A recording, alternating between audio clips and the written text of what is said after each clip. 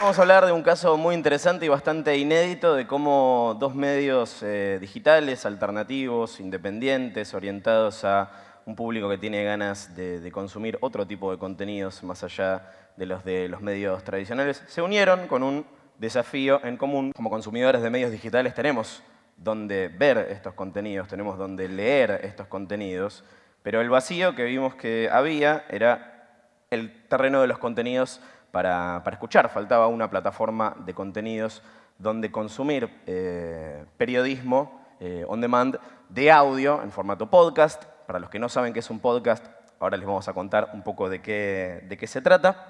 Pero vamos a hablar primero de alguna de las bases de este proyecto, que es que obviamente sabemos que la tecnología evoluciona, que consumimos nuestros contenidos en una cantidad cada vez más grande de dispositivos, que muchas veces los llevamos con nosotros en la mano, en el bolsillo, próximamente en anteojos, gorras, viseras, zapatillas, en nuestra piel y demás. El público también evoluciona. A medida que le van dando cada vez más, una oferta cada vez más grande de contenido, nos vamos poniendo cada vez más exigentes, casi caprichosos. Queremos todo acá, ahora, ya, dámelo.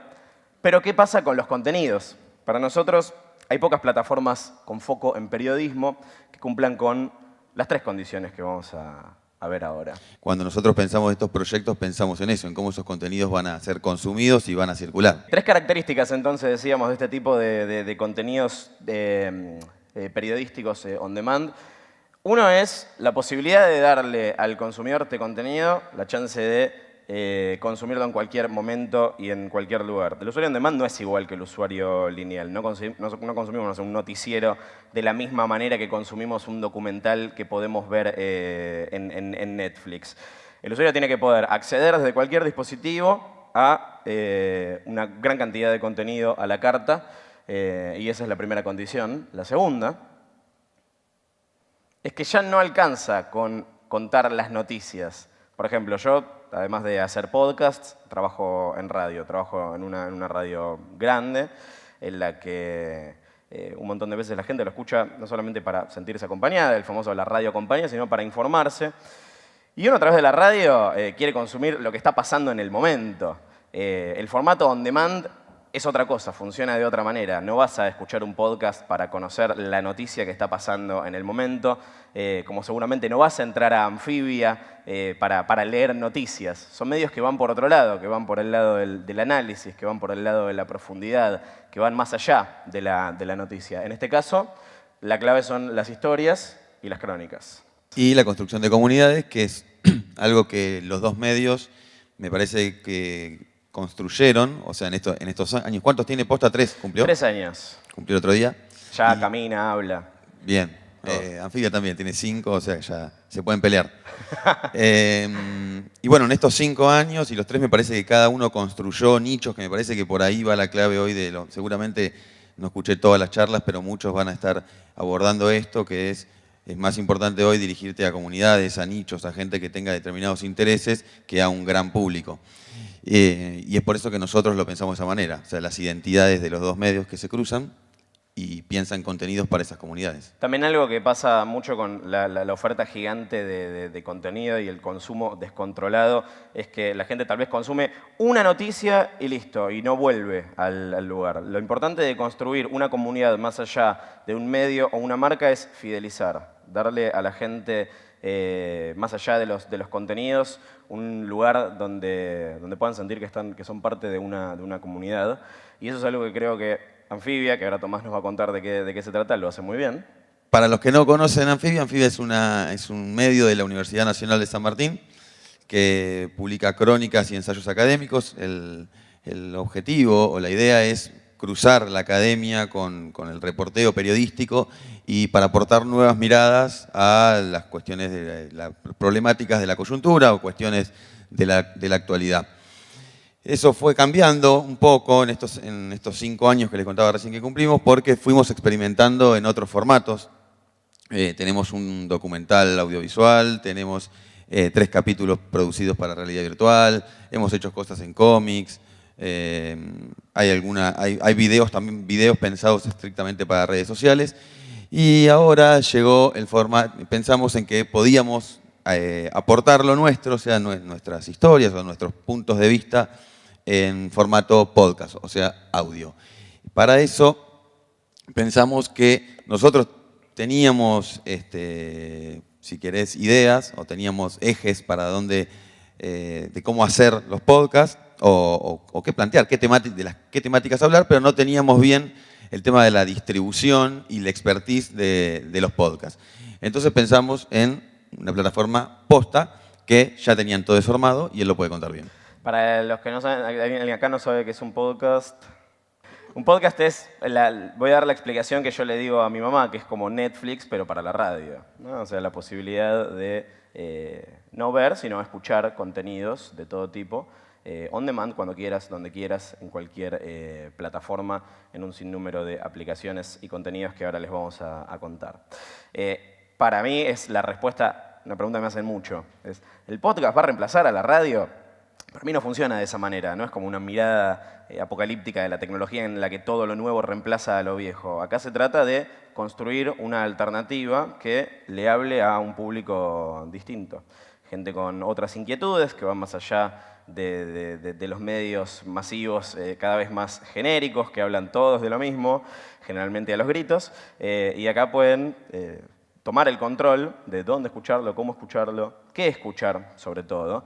Y con esta misión construimos Posta hace 3 años. Somos una productora de contenidos para escuchar on demand, para esta audiencia que no se siente representada por los medios tradicionales. Y es una rareza en este momento en el que están todos viendo cómo explotar el mercado del video, y suele ser el medio del que se habla como el futuro, pasar de una internet textual a una internet audiovisual. Y nosotros dijimos, bueno, vamos a hacer algo decididamente anticomercial y empezamos a producir audio. ¿Por qué podcast en el momento en el que todos están produciendo audio? Vuelvo para atrás, no sé adelante. Por un lado, porque ya hay un montón de gente produciendo video. Justamente es como, no sé cuánto valor tiene que una persona que no tiene la más remota idea de cómo producir video se meta en el mercado del video. Pero mi inquietud pasaba por cómo llenar este vacío que les decía, de que no hay tanta gente produciendo contenido de audio de calidad interesante para escuchar. Y por otro lado, porque el audio es no inmersivo, o sea, es un medio perfecto para el multitasking. Bueno, puedes ir con YouTube en la cara por la calle o viendo Stranger Things mientras estás, por ejemplo, estudiando. En cambio, podcast podés escuchar cuando estás en el auto. Muy desaconsejable, hay gente que lo hace, mira la tele en el celular, en el auto, no hagan esto en sus autos, pero sí pueden escuchar podcast sin distraerse y chocar.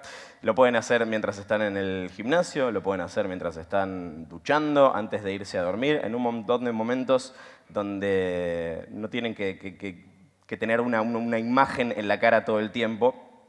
Entonces me parece que tiene un alcance mayor en ese sentido. Para mí lo más interesante del podcast es que permite una diversidad en 3 cosas. La primera es la diversidad de temas.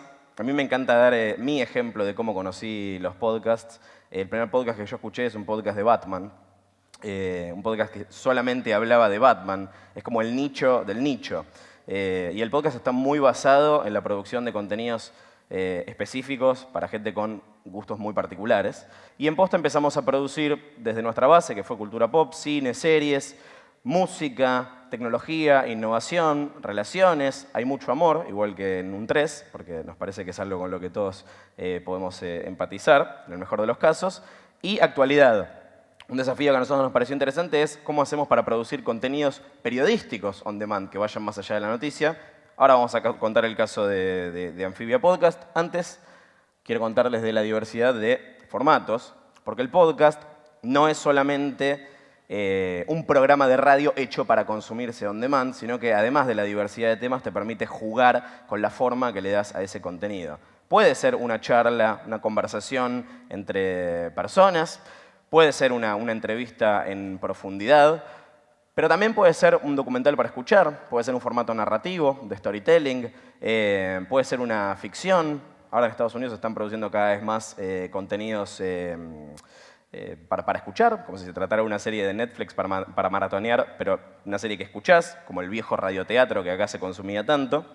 Y también es importante la diversidad de voces. No solamente escuchás a los famosos de la tele contando qué comieron ayer, sino que es el espacio donde está el recambio, el famoso recambio que le piden a la radio. Bueno, eso empieza por los medios alternativos. Y creemos que tenemos mucho en común entre Anfibia y Posta, así que decidimos unir fuerzas y crear este Anfibia Podcast, una plataforma desarrollada por Posta con contenidos de audio producidos por Anfibia, donde vamos sumando contenidos que buscan cómo destrabar este desafío de cómo generar periodismo para escuchar on demand. Y ahora les vamos a contar de nuestras hermosas criaturas. Sí, algo que me parece que faltó, que está interesante, que tiene Posta, es que cuando uno hoy quiere llegar a las audiencias, digamos, con el contenido, tiene que ir donde esos usuarios están, o sea, en las redes sociales o en donde lo puedas cazar, no sé, lo agarramos acá en la puerta y le hacemos escuchar un podcast. O sea, las audiencias no vienen a tu contenido, sino que las tenés que ir a buscar.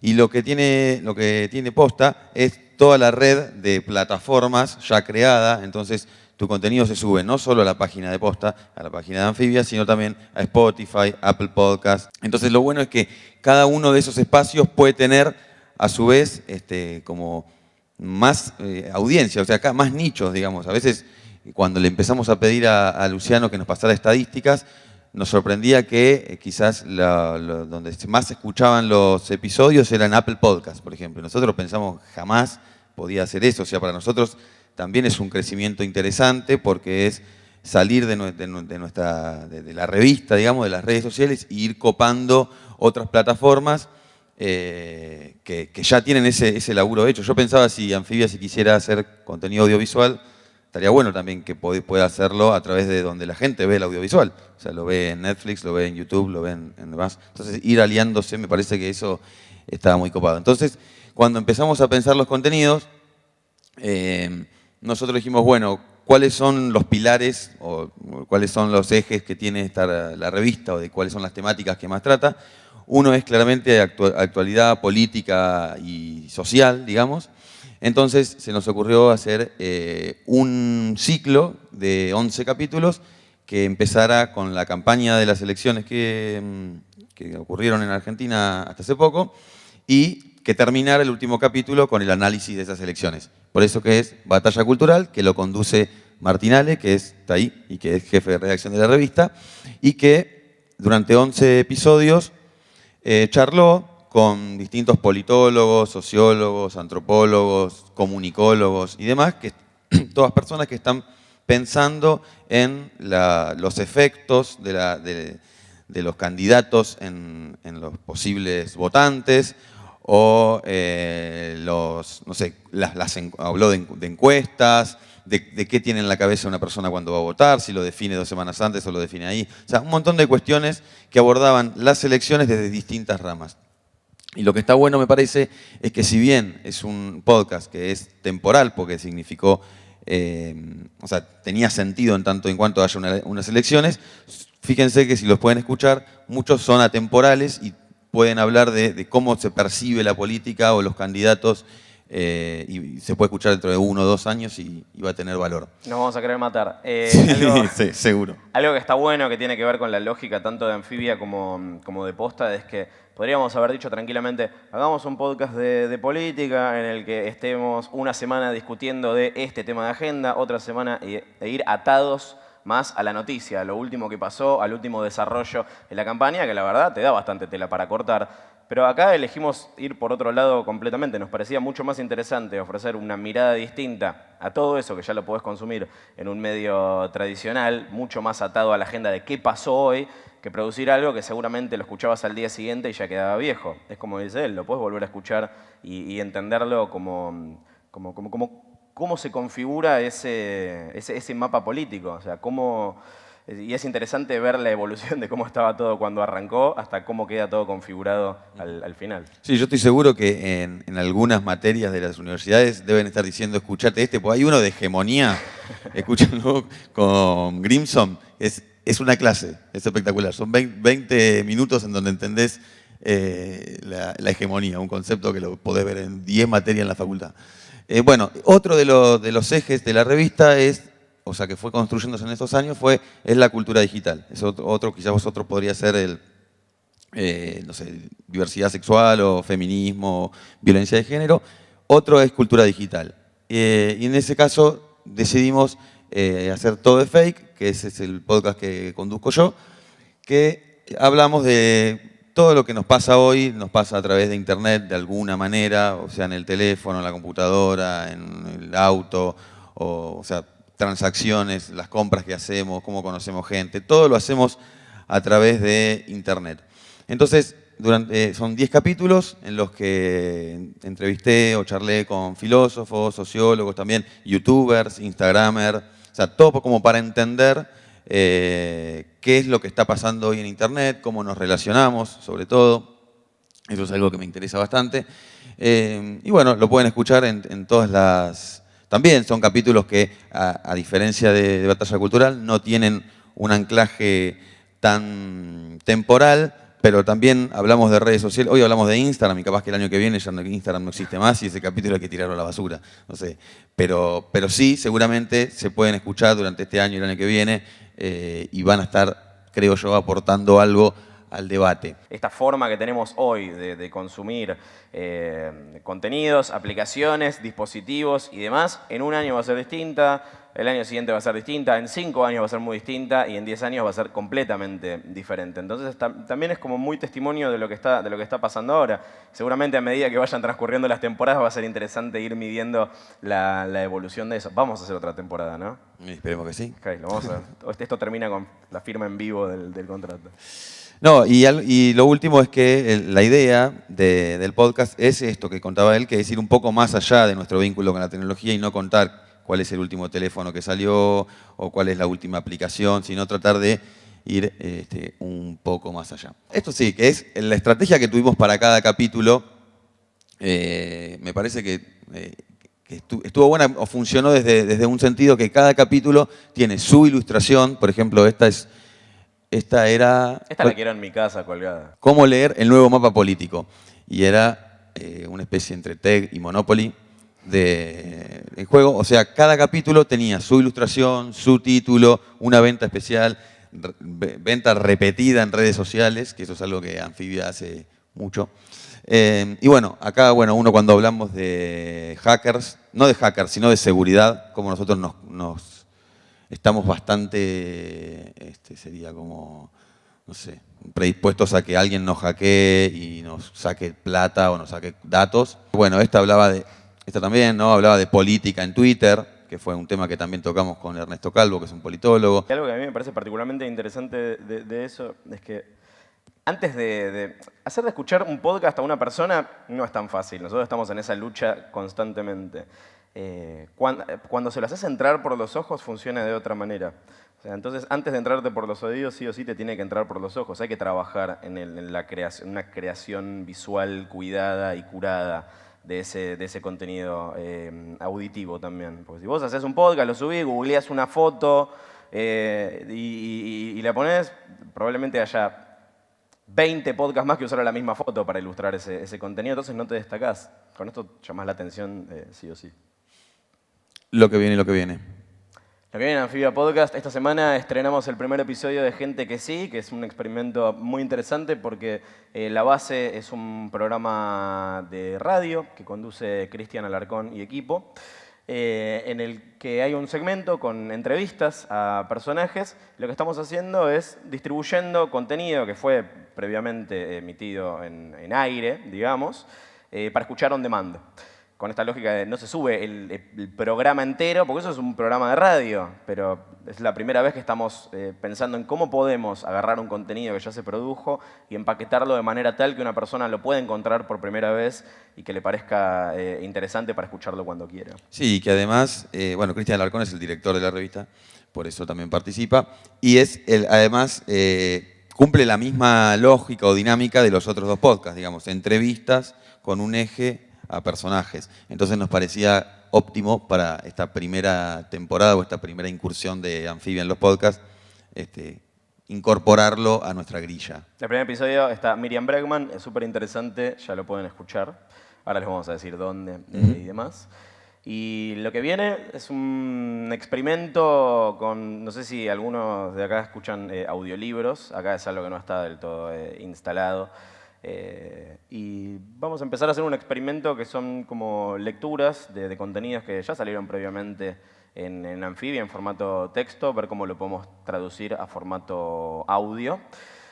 Y nos interesa mucho, que es algo que queremos hacer desde que arrancamos, que tal vez es la base sobre la cual queremos construir, hacer contenidos narrativos, storytelling, historias, crónicas, ir más allá de la entrevista y la lectura, que son los primeros formatos que estamos trabajando para empezar a ver cómo podemos armar estos documentales y generar crónicas para escuchar, que es como el formato por el que se destaca Amphibia.